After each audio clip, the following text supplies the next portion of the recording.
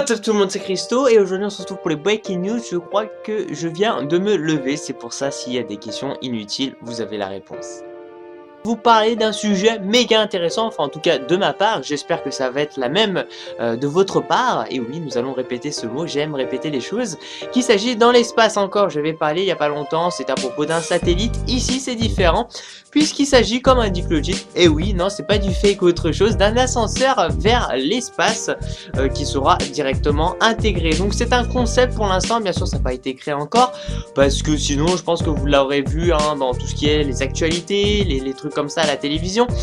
Ça reste un concept à laquelle on va dire c'est l'International Academy of Astronauts qui ont pensé à ça, donc en gros avec des maquettes, et qui ont conclu comme quoi c'est tout à fait réalisable. Donc en fait c'est finalement quelque chose qui peut se réaliser dans l'avenir, puisqu'ils ont fait certains calculs. C'est un rapport de 300 pages à laquelle eh bien, ils ont travaillé là-dessus. Ils se sont dit comment au niveau de la fabrication, pourquoi hein, parce que moi je me pose la question pourquoi ils créent un ascenseur dans l'espace, etc., etc. Alors on va répondre à cette question pourquoi. Tout simplement parce que les fusées en elles-mêmes déjà elles coûtent super cher.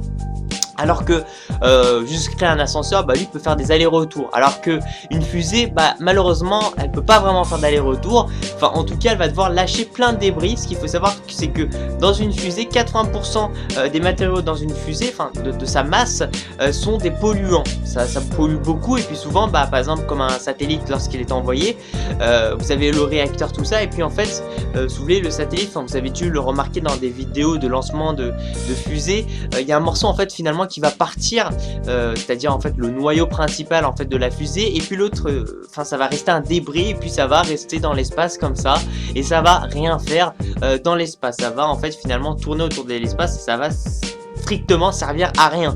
Donc finalement en fait dans une fusée on a beaucoup de polluants, ça coûte très cher, même voire plus cher en fait de ce que pense en fait l'International Academy of Astronauts à propos et bien d'un ascenseur qui sera amené directement à l'espace. Et ce qu'il faut savoir aussi, l'inconvénient et bien d'une fusée, c'est qu'aussi bah il y a une sorte de cargaison limitée, on peut pas amener autant de choses que l'on veut, c'est limité, donc forcément peut-être que la NASA ou autre grosse compagnie en fait pour l'espace, forcément ils ne veulent pas, enfin ils veulent ramener encore plus de matériaux électroniques pour pouvoir on va dire analyser les surfaces d'autres planètes ou pour étudier mieux l'espace, hein, pour amener le plus de données possible.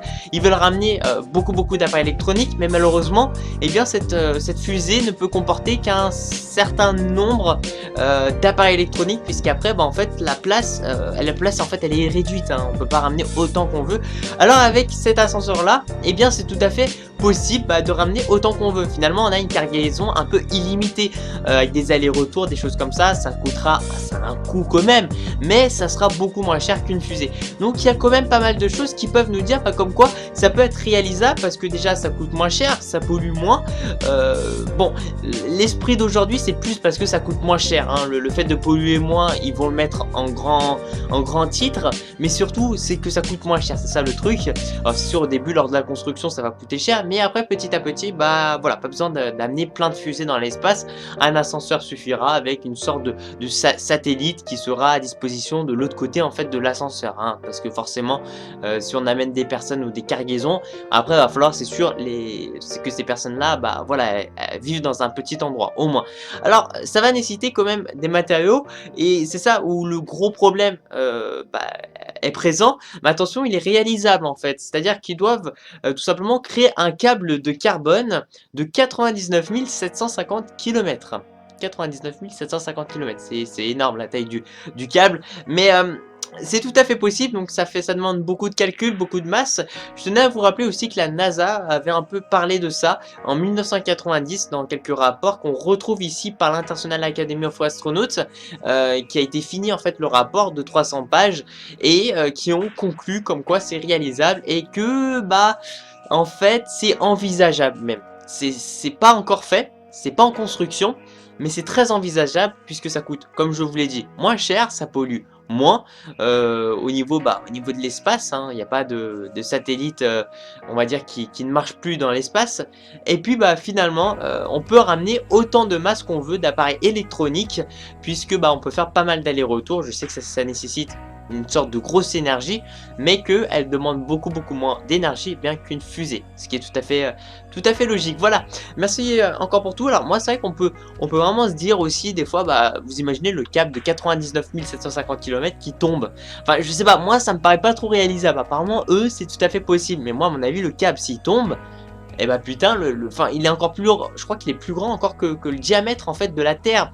Donc rendez-vous compte que le câble, il sera tellement grand qu'en fait il va traverser tout. C'est-à-dire il va passer par l'océan, il va passer par les autres continents. Donc en gros, même s'ils le construisent certes cet ascenseur en équateur, si le câble il tombe, bon bien sûr à mon avis il va pas tomber, c'est pas possible, on n'est pas con quand même, mais imaginez que le câble il tombe.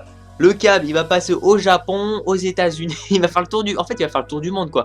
Alors pas exactement, il va passer en fait que sur une face de la Terre, en espérant qu'on ne soit pas dedans. Imaginez un jour vous avez un câble comme ça qui passe toute la ville, même finalement toute la campagne de la région française. C'est juste énorme quoi. C'est un grand résultat là-dedans. Et puis même rendez-vous compte un peu au niveau de la réalisation de ce matériel-là qui fait 99 750 km. Même je sais pas, quand on court, les gens qui courent des trucs comme ça, 3, 4, 5 km, c'est pas mal. Bon après, moi je vous dis plus du sprint, hein, de la course rapide. Alors imaginez 99 750 km. Ouais, voilà. Voilà. Merci pour tout les gens, merci de mettre un petit j'aime à la vidéo, ça fait super plaisir.